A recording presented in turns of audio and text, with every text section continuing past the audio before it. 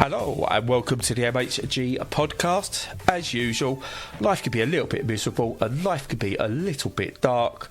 So we're here to bring you a little bit of light, a little bit of joy. Because I'm Bradley and joined this week, as always, by Stu. How you doing, Stu? Yeah, not bad. Like the perennial smell, always lingering. Can't get rid of me. Yeah. One day I'm going to say it, there'll be someone different on the end. I know. Yeah. You'll probably have bumped me off by that point because you can't stand me anymore and got a fresh pair of trousers in. No, I need someone to do the editing. I can't do the editing, so you're safe. Another schmuck to get that done for you. I doubt that. Well, I doubt that. Who else is actually going to put up to listening to blah, blah, blah, blah, put up with this each and every week? I mean, Lorraine doesn't even want to. Yeah, you have to start paying them. Yeah. I can't afford to pay. Services rendered? I always look at it when people go, I'm looking for writing gigs and stuff like that. And I'm like, oh, we could do... Oh, no, I can't pay you. Yeah, I know, yeah. We have no money coming in whatsoever. So, yeah, I can't pay you. Just write for free. And I would never do that to people unless they wanted just to do some free writing just to keep going. It's a weird conversation. Why? I don't know why I'm talking strategy on a podcast. Well, you know, it's there's got to be a get-rich-quick scheme in there somewhere, I think. You know, if you keep thinking around it, you'll find one and we'll do it. Yeah. Maybe into the royal family. There's space going apparently now. Well, yeah, there's a Photoshop gap in there, so yeah. Apparently she's dead. Possibly, very possibly. You can't make jokes. You can't make jokes about the royals apparently because it upsets Piers Morgan. Oh, we wouldn't want that, would we? He got angry at Stephen Colbert making jokes about it on one of his late night shows, and but got particularly angry at John Oliver because John Oliver's British, and how dare he? Because what if she was dead? He can't joke about that. Bloody hell. And the joke was, it's like, obviously you're punching up on the royal family. John Oliver turned around and basically said, there's a not 0% chance that Kate Middleton's actually been killed. He said, I'm not saying it's happened, but it's a not 0 chance. And that was the joke. And yeah, Piers Morgan said it's disgusting, blah, blah, blah. Forgetting that John Oliver actually technically isn't British anymore. No, and the gall of Piers Morgan criticising anybody for bad taste after the things that he's done is just insane. I mean, what sort of cretin goes after a member of the royal family like that? Well, apart from us. Well, no, but I mean, we're not hypocrites. We'll go after all of them. True. But what I'm talking about is a certain someone who got offended on behalf of the missing Kate Middleton person going after a certain non-white royal member. I know. Who has now left the country, and how he was part of the reason she was hounded out and jumped on that. That's okay. Yeah, one rule for me, one rule for thee. That's the way he lives his life. Yes, indeed. He's like, which one is the Poundland version of the other? Okay, Piers Morgan, Jeremy Clarkson.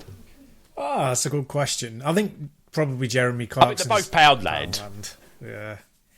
Just because Piers Morgan's richer than Jeremy Clarkson, so but they're equally bad.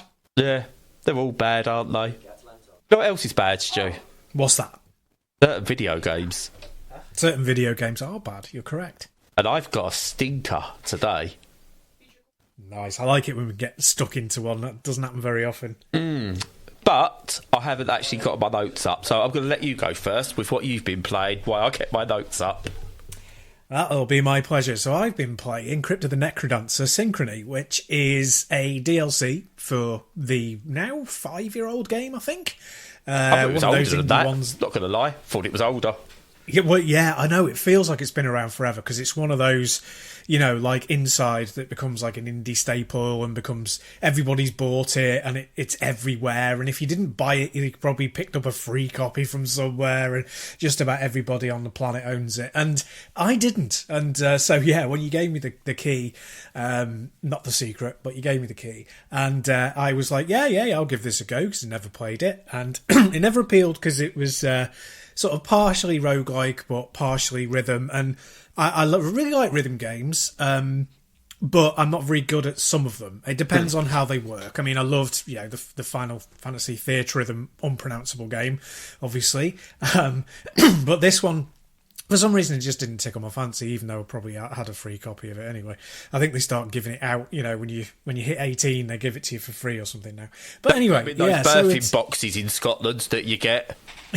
Yeah, that's right. It's like that. Yeah. So I just thought I'd stick it on, give it a go, see what it was all about. And it's an unusual game, despite being this kind of like pillar of the indie world. It's still a kind of unusual premise in that you navigate a dungeon. It looks like Gauntlet, but instead of just going around and hitting things by pressing an action button, you attack automatically, but you have to do it to the rhythm. And the nuance comes in the form of the way that the enemies move, which is, they have their own patterns, they have their own defences, they have their own way of just moving. And it's incredibly, incredibly simple, but, kind of builds into something a bit sophisticated because of the number of moving parts on the screen. And you can totally see why, it's so popular. And one of the reasons I think it's so popular is the music is absolutely fantastic. I was not ready for how good the music was. They're all toe tappers. They have different, beats and cadences, great rhythm, really, really good use of like sort of chiptune effects and all sorts of historic kind of musics.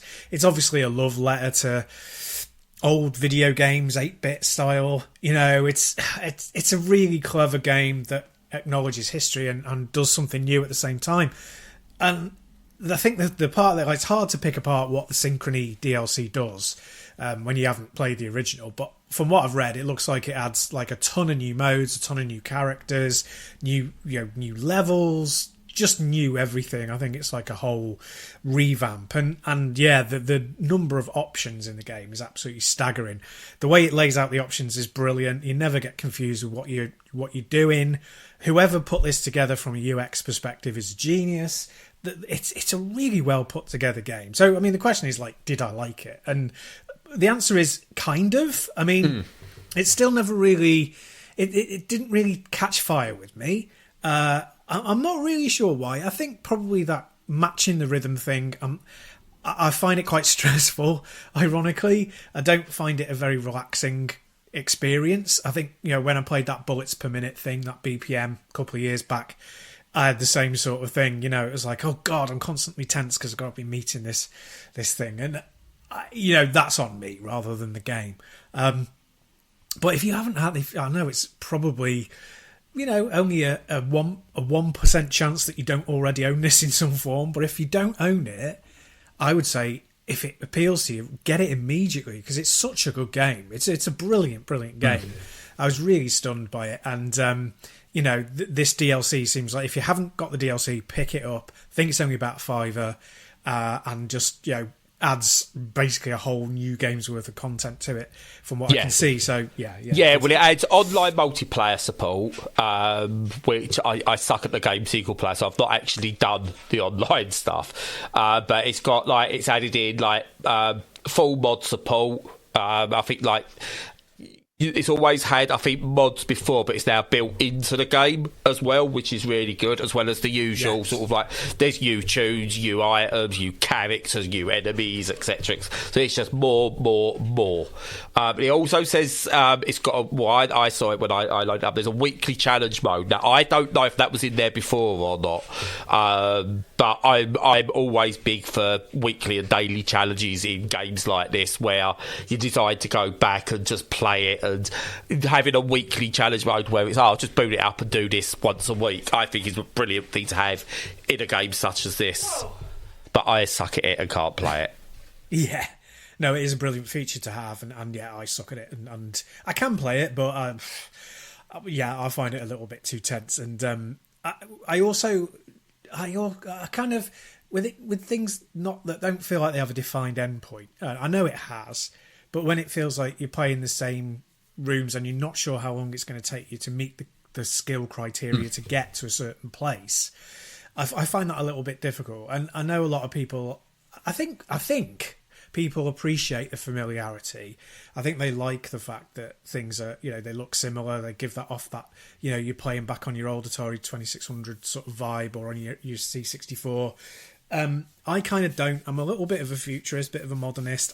I like old-fashioned graphics, but I do, as a throwback, but I do like things that have picked up and are using the modern style of, like, you know, the way things are laid out has a very distinct pattern to it. They look visually different. They use the power of the machine to make everything look distinct and change frequently. And yeah, so I find that a bit of a struggle as well. It's a little insight into the Stu mind, but it's a brilliant game. It genuinely is, and you can't get around that in any way, shape or form. Yeah, no, totally. And it's I love the fact that you've got. So what I like about this, right, and this is something live service games don't get. This is how you continue to support a game beyond its initial release and make money in the right way. They've let the game breathe.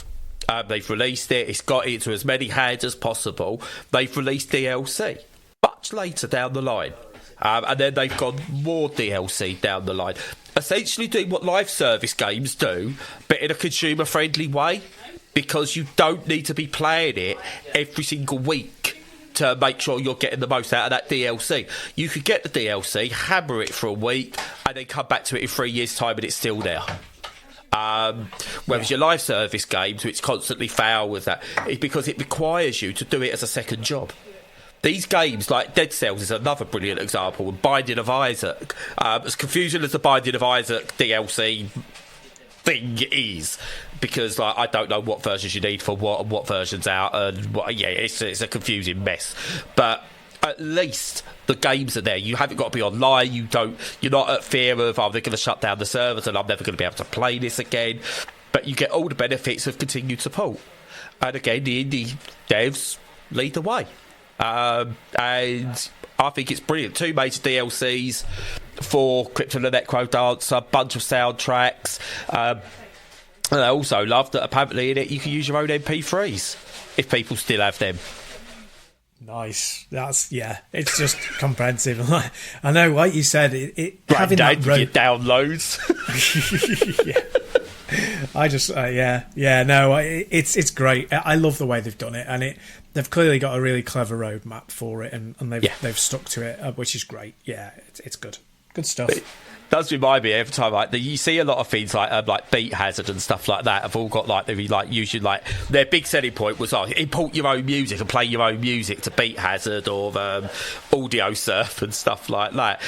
Go back and look at some of the reviews on Steam and stuff, and it's on the discussions. It's people going, "Where's Spotify support? I want Apple Music. Come on, oh, Jesus." When did MP3s become retro shit? I know, it's bananas, isn't it? It's totally bananas. Oh, I know. And we've had no development, no progression in the quality of music for so many years because they've stuck to MP3.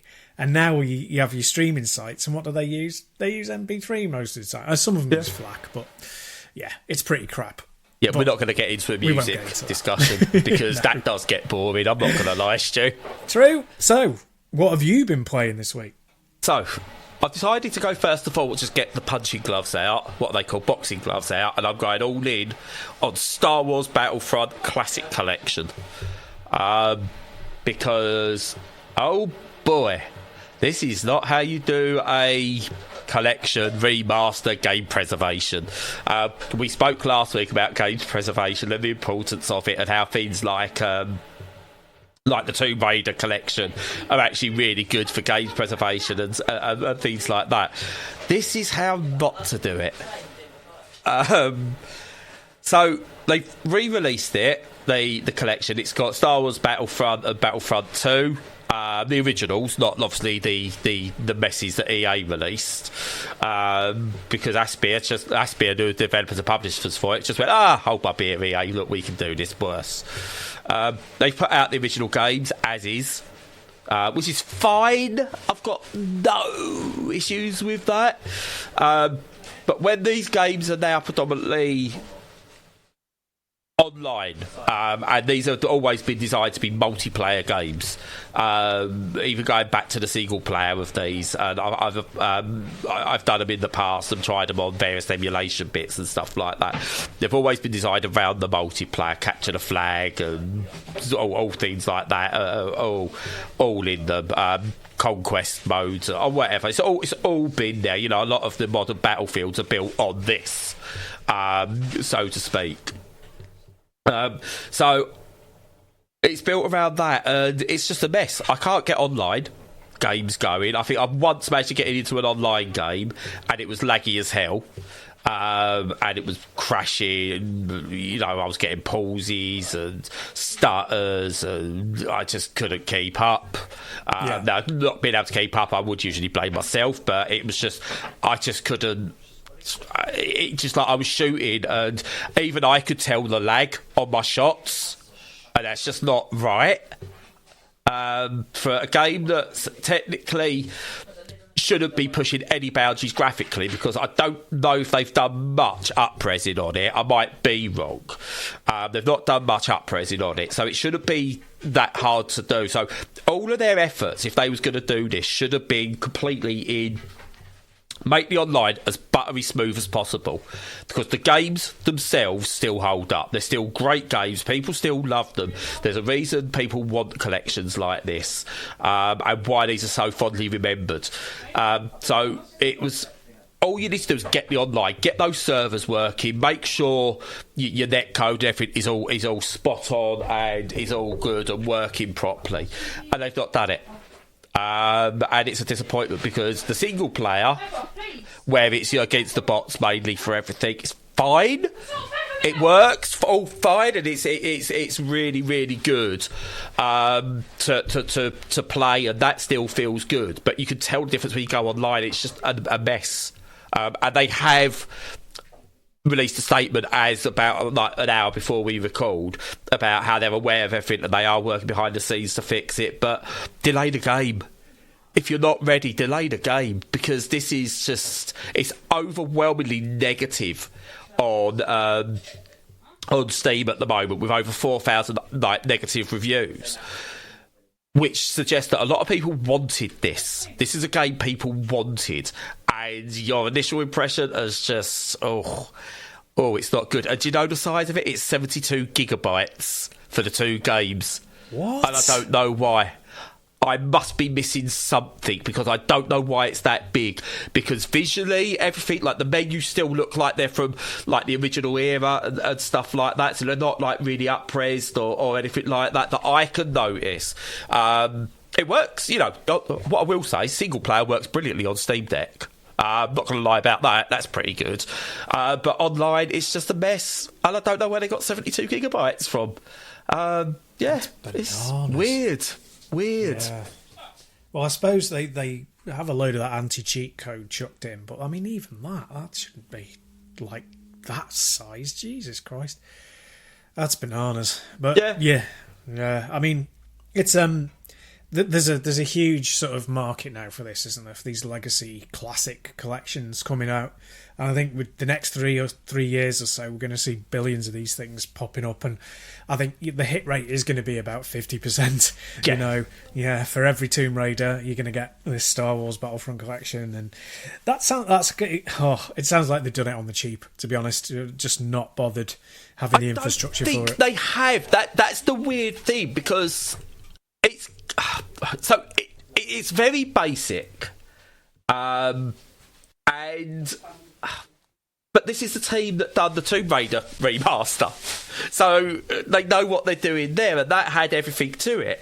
They redone Fahrenheit remaster, which was a decent remaster, and Stubbs the Zombie remastered, which also was a good remaster. You know, regardless of what you think about the quality of the actual games, they're good remasters. I don't know what they've done.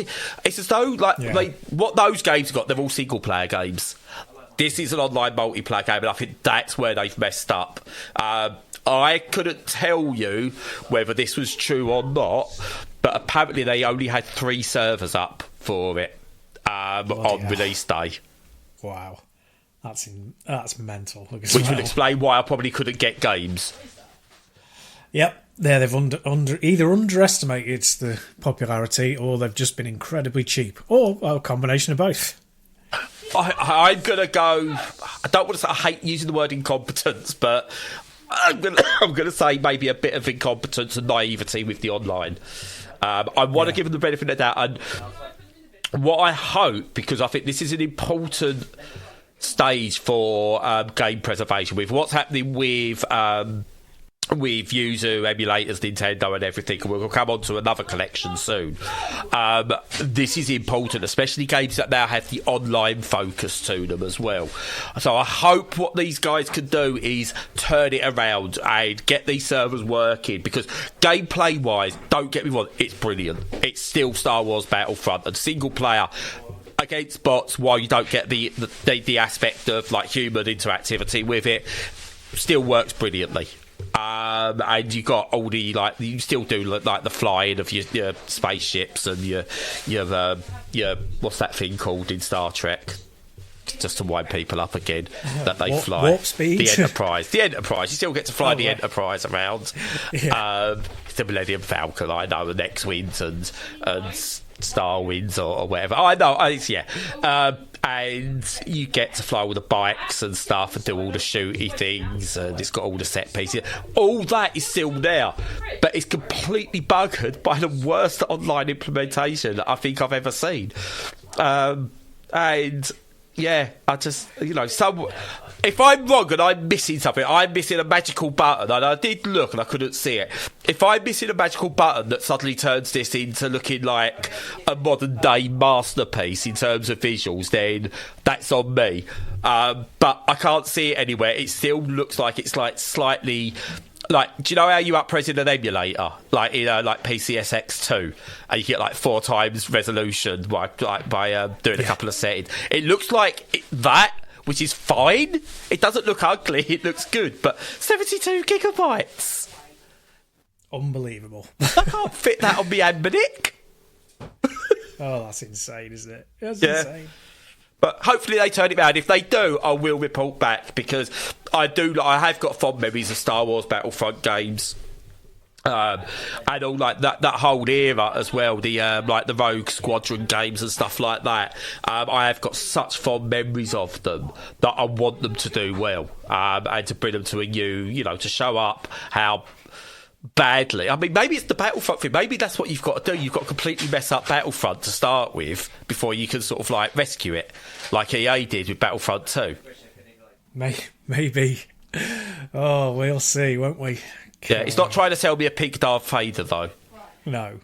I don't want one of them. Thank you. I mean, I don't mind a pink Darth Vader, but just let me do it. I don't want to buy it or have to rank up for 100 million hours to do it. If I want a pink Darth Vader, give me a pink Darth Vader.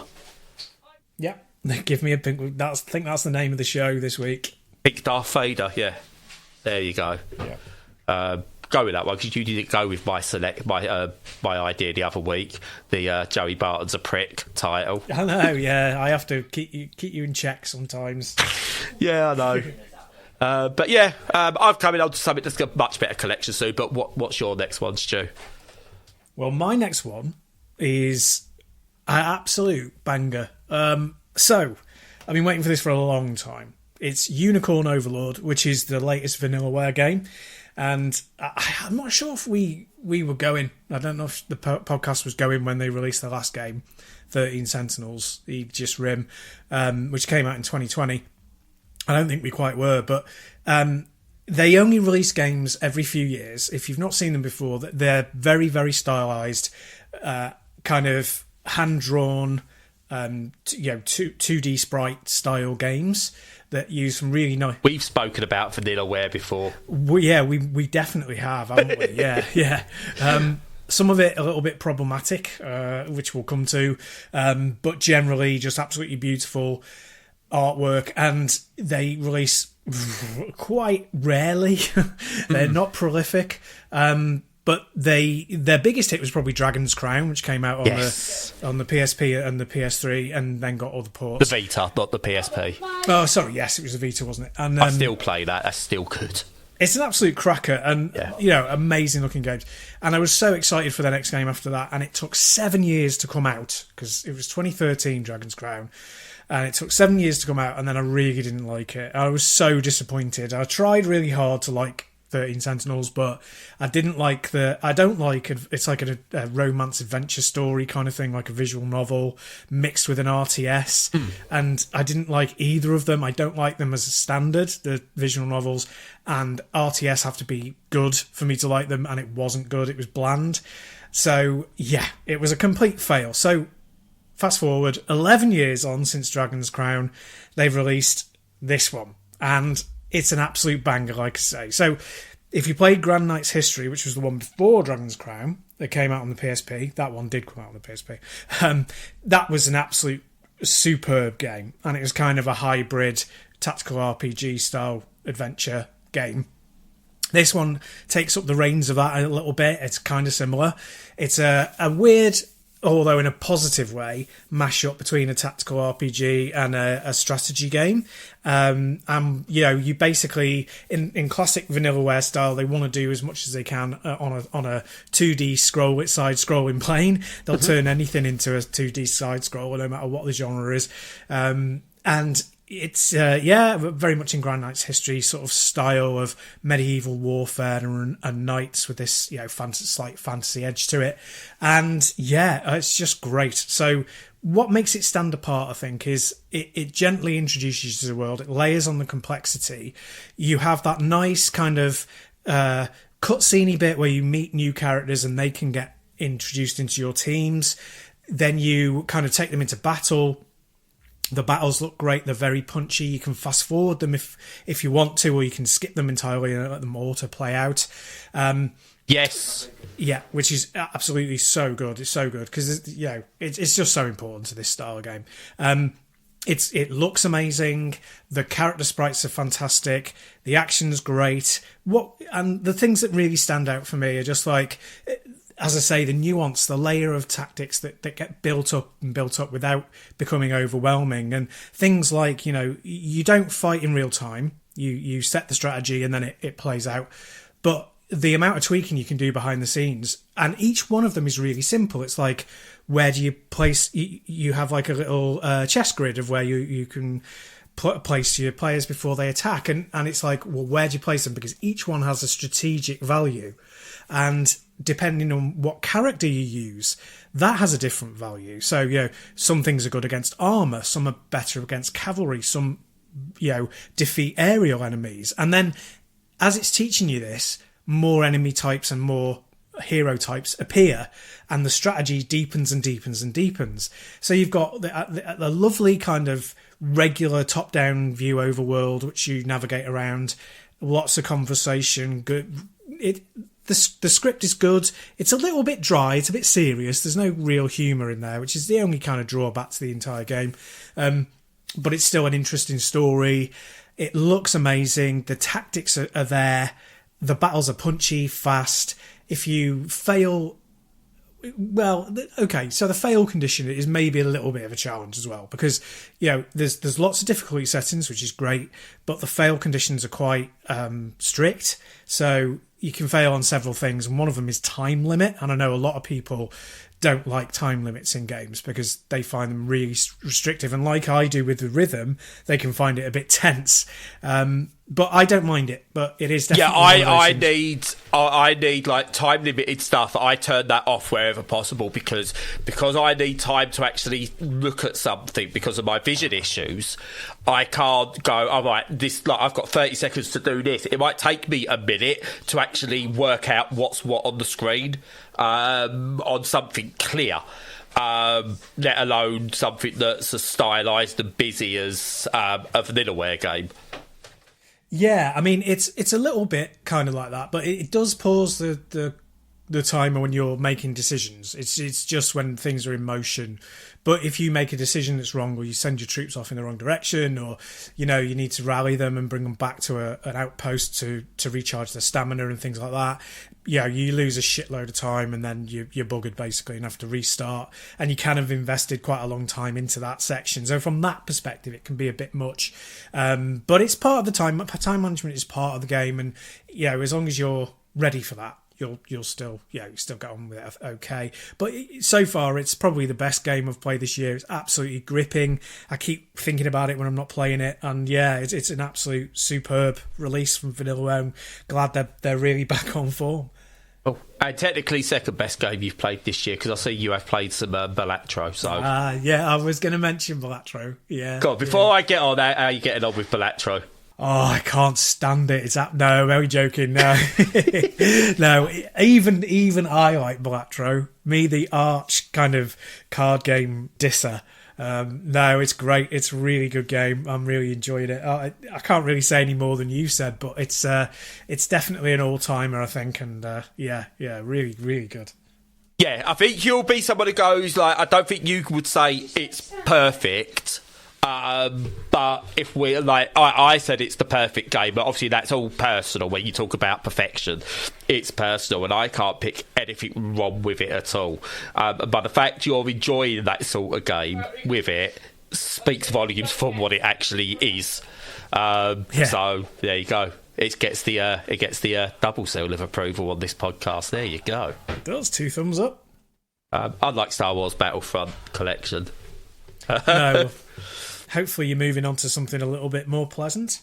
So, moving on to how you do games preservation, and what for me should be the standard bearer now of games preservation and sending it back to you, because this is a collection of games that I could very, very easily emulate, but what you've presented here is it's Llamasoft, the Jeff Minter story, which is essentially a documentary museum with a bunch of his games playable. Unfortunately missing stuff like TXK because of licensing issues, which is a shame because it's his best one of recent years.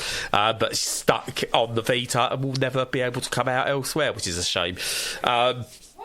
But you go through sort of all his history, all the Tempest games, Grid Runners in there, Attack of the Mutant Camels, everything's in there.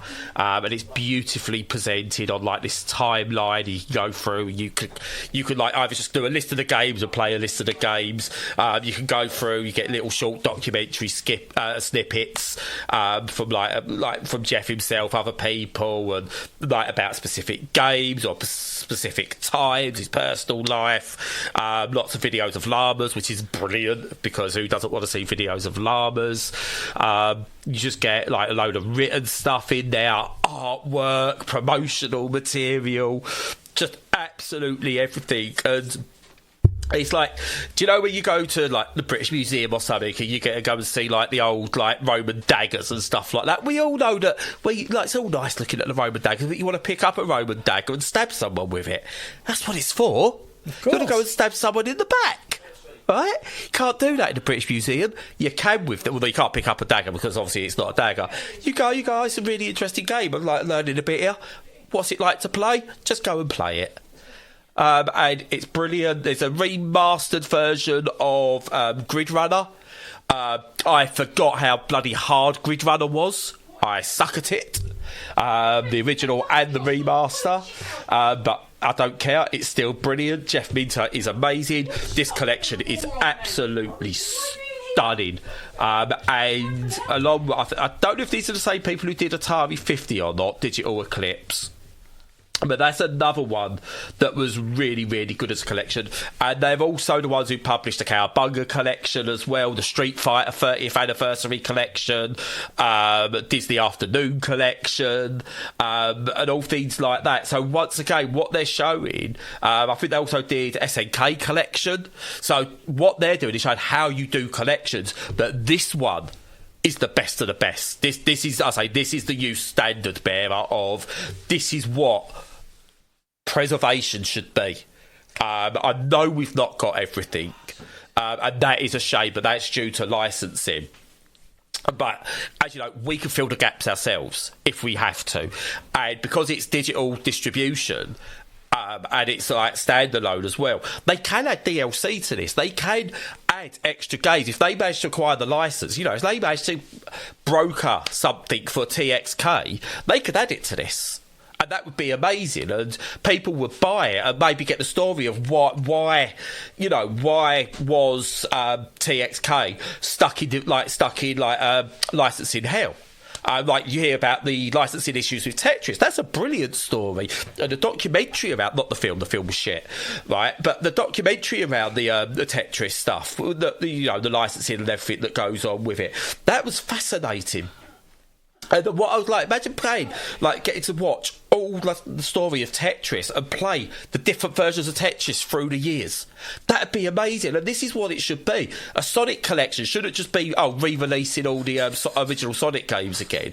I want this for a Sonic collection. What was the original, let's talk about the original design of Sonic, like before he became Sonic, because he was something else before, and I can't remember what he was. Like, but when he became Sonic, why they took the decisions to go to green-eyed Sonic and give him more attitude and things like that.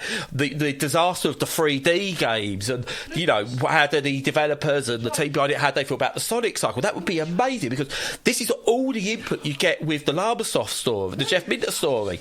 Is you get people talking about the love of the games, what went right, what went wrong, how did this come to be, what was the influences, what about the private lives. It is absolutely stunning. And I said, I've barely played the games because the documentary side of it is amazing. But when I did get to play the games, I went, do you know what? I really enjoyed that thing about Tempest 2000. Let's put on Tempest 2000. Oh my God, Tempest 2000 is still brilliant.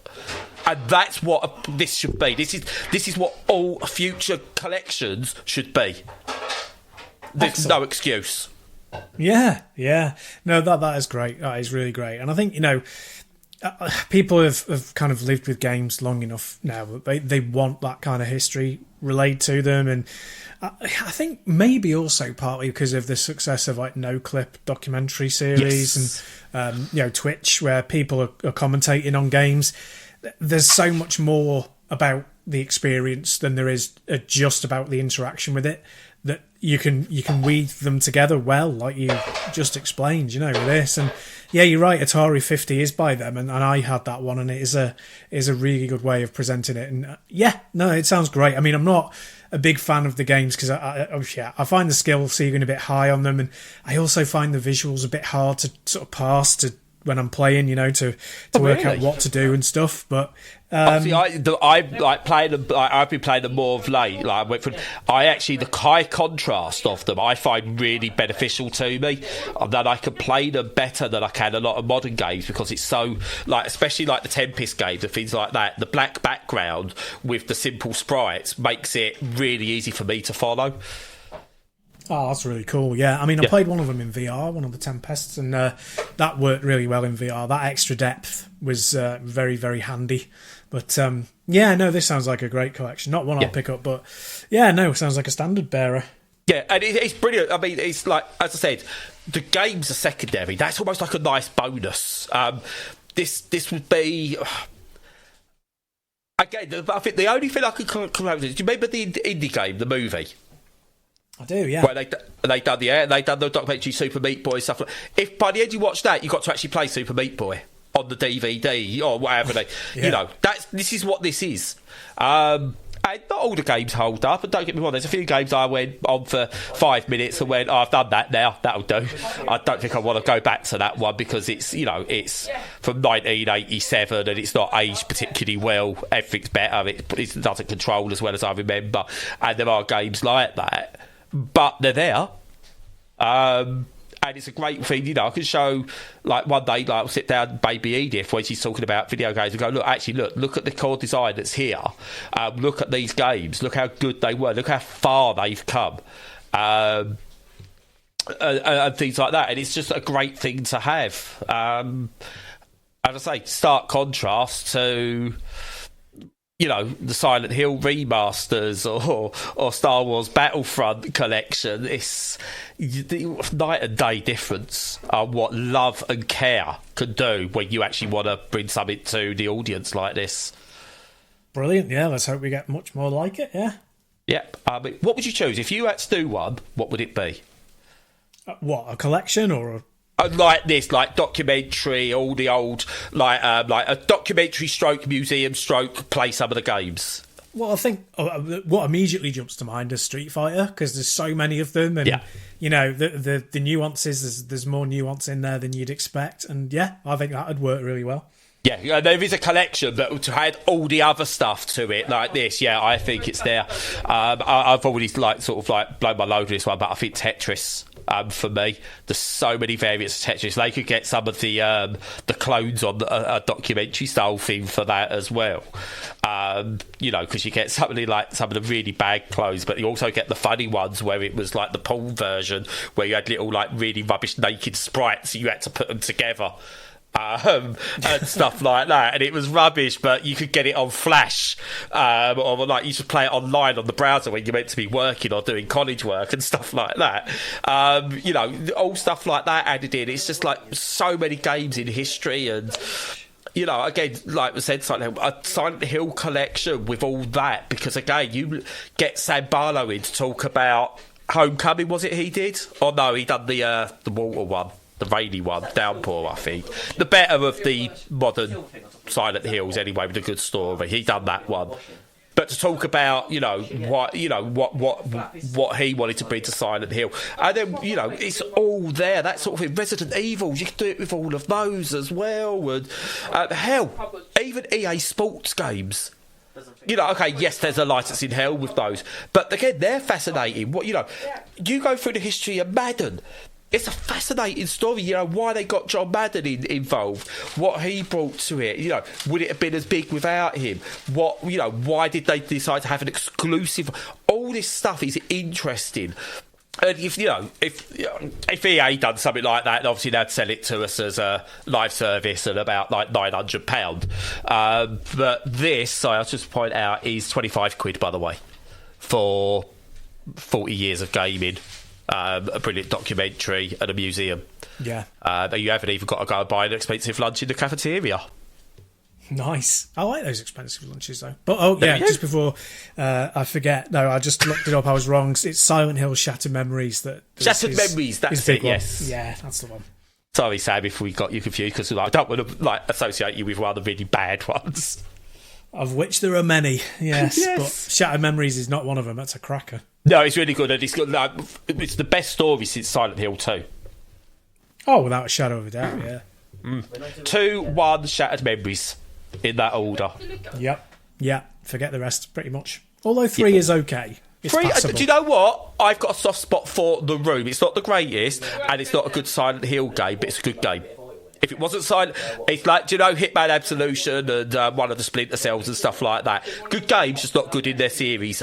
The Room is one of those. It's a good game, just not a good Silent Hill game. Yeah, it's a bit janky by modern standards, but it's got a good core game to it, yeah. Yeah. I mean, Silent Hill's a bit janky by modern standards. Well, true. True. Apart from that running through the alley bit for the first time, that still gets me. That camera swing. Oh, I could like tell you what, do a whole documentary museum thing on just that one scene, because I love that scene. Yeah. Under Control, first time that hit me was like, oh my god, we're in a modern world. I'm playing a movie. That's great. Yeah, that makes me think of doing Resident Evil in this sort of collection as well. That'd work really well. Oh, there's so many. I hope it does well, because it gives someone else the opportunity to go, right, let's do it with something maybe a bit more well known. Because no offence to Jeff Minter, I don't think, like, my partner doesn't know what a Jeff Minter is. My son won't know what a Jeff Minter is, for example. Someone who's got a couple of consoles down the road not going to know what a Jeff Minter is. But they're all going to know what a Sonic is or a Street Fighter is. So hopefully this does lead to maybe a bigger title getting the same treatment and not just cashing in. Absolutely. Yeah, fingers crossed. I love you, Jeff Minter, though. I know who you are. So do I. Sorry, what? Who, Jeff Minter? Oh, I thought you said Judge. Not Judge. Jesus Christ! You don't even. She thought I said Judge Rinder. Oh right, him, yeah. Should we do a Judge Rinder game anthology collection? I'd buy that. Would you? Well, no, probably not. But I'm going to finish on this highly positive note of Jeff Minter is the best. The collection is the best. We set a new a new standard. Let's move forward and do it all like that. I'm going to shut up now and pass over to you. Excellent. Yeah. And now talking about that has made me absolutely want those collections right away. Especially by Capcom. So yeah, Capcom, get on it and do it straight away. But so that will be it for this week. As usual, follow us on all the socials, see all of our content on the website, join us on Discord if you want to chat, and until next time, in the meantime, stay safe and stay sane.